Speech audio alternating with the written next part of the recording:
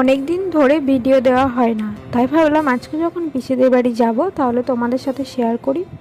কেন যাচ্ছি সেটা পরে বলছি। তো আগে মুখটা ধুয়ে এলাম, তারপরে এখন আমি রেডি হব। এখন বাজে ওই 1টা মতো। দেখো এদিকে আমি রেডি হয়ে গেছি, আমি আর শাশুড়ি মাই যাব। মা দাদা গেছে কিছু কাজের জন্য বহরমপুর, না হলে আমরা একসাথেই যেতাম।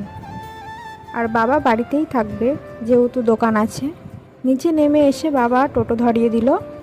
আমি আর মা চলে গেলাম পিসিদের বাড়ি। পিসিদের বাড়িতে ছিল পুজো। এই পুজোতে কোনো মূর্তি তুলে পুজোটা হয় না, ঘট বসিয়ে পুজো হয়। পুজোটার নাম দারোগা পুজো বলছিল। তো যাই হোক, আমরা প্রথমে প্রণাম করে তারপরে মা এদিকে সবার সাথে পরিচয় করিয়ে দিল আমাকে। আমি যেহেতু নতুন এই বাড়িতে এলাম, তো যাই হোক ভালোই লাগছিল। তারপরে চলে গেলাম খেতে।